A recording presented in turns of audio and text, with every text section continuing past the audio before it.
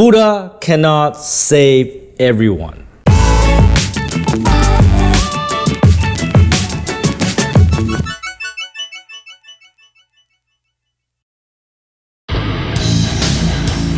Hello, Tom. Hello desde Mexico. I know about your success, about your YouTube channel that is growing, business channel in Vietnam. I am sure that you are going to be expanding and growing more and more because of your dedication, because of your ideas, and because of the high quality of this YouTube channel being used by many, many, many people. Saludos, Tomás. I love telling these Buddha stories because I think these stories are so relevant. They apply to the world of business and life so much. You know, like Buddhism tells you not to have feelings, right? So feelings are not important. What do I tell you? Feelings are not important, right? Buddhism tells you that, focus on the right things, right? If people get angry at you, don't focus on that. Focus on your own inner self, inner peace, right? Focus on the right things. So I think there are so many lessons in Buddhism that we can apply in business and life to be successful. And I think that's why I'm telling these stories. And today I'm going to tell you a story where Buddha cannot save everybody, right? So Buddha, once he got enlightened, he was in the river, he reached this moment of enlightenment. He went under the Bodhi tree, and people at that point start recognizing him as a awakened one, as an enlightened one, as somebody really spiritual, and people start following him. He had a lot of disciples. He was walking throughout India, and people respected him. And a lot of people hated him, right? There's a lot of enemies. And there's a lot of admirers too, right? There's a lot of people with problems that came to Buddha and say, hey, Buddha, can you help me? Can you help me with this? Can you help me with that? So everybody was asking Buddha a lot of questions. And Buddha always has something smart to say. And that's why people respect him more and more and more and more, right? But there was this one person that came up to Buddha. I think she's like a girl, and she came up to the Buddha, and he's like, I need help, Buddha, I need help.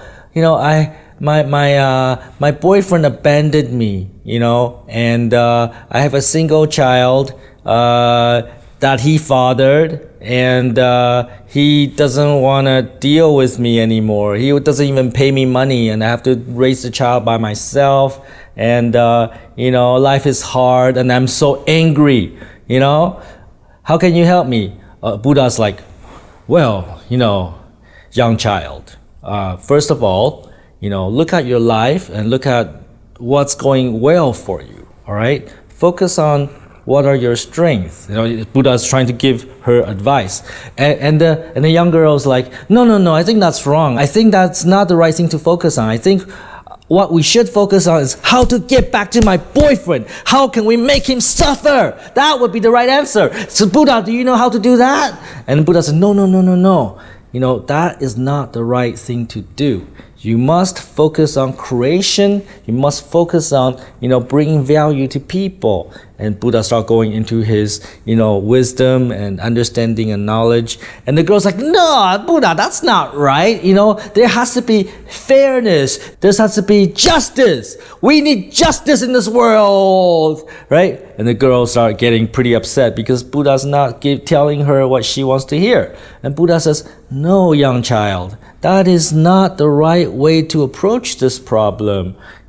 We need to achieve inner peace. When we have peace in ourselves, then we can focus on the right things, and that's how you improve your life, not just to get angry at some guy that has already left you. The girl is like, no, we need to do something about this. Maybe I need to write a lot of letters and put on trees and let everybody know what they did to me. And Buddha is like, oh, young child, I cannot help you. You already have so many opinions. You already know everything. So why are you asking for my help? I cannot help you. And then the end. That's the story. Buddha cannot help her because she is full of opinions.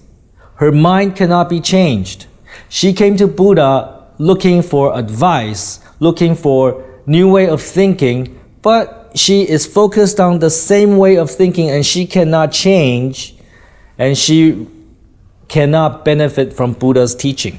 So how many people in your life are like that? You know, you try to help them and they seem to have all the answers and they argue with you and they always have to be right. And they're not really listening to you. But they are fucking poor and they don't have a job and they pretend to have money but they don't. And who am I talking about here? And their life is shit and they don't listen to anybody. And they won't change. And they are seeking help but they don't listen. Do you know people like that? I do, a lot of them. And they can stay fucking poor.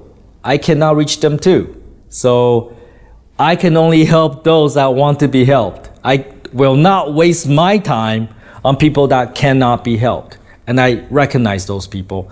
And when I see them, I stay away from them. Sometimes I just tell them, I cannot help you because you have all the answers already, because you think you're right all the time. And you think the world is all wrong and you're right. And, you know, you're not listening to anybody.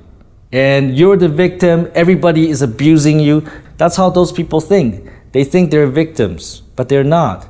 They have power to change their life, but they don't, and they don't listen to people. Even if I want to help them, even if I want to give them money, I can't, because if I give them money, they will just do stupid things with it. So you have to understand, there are people that you cannot help. Until they have a mindset change, there are people that you cannot help. Don't be a fucktard and take fucking action.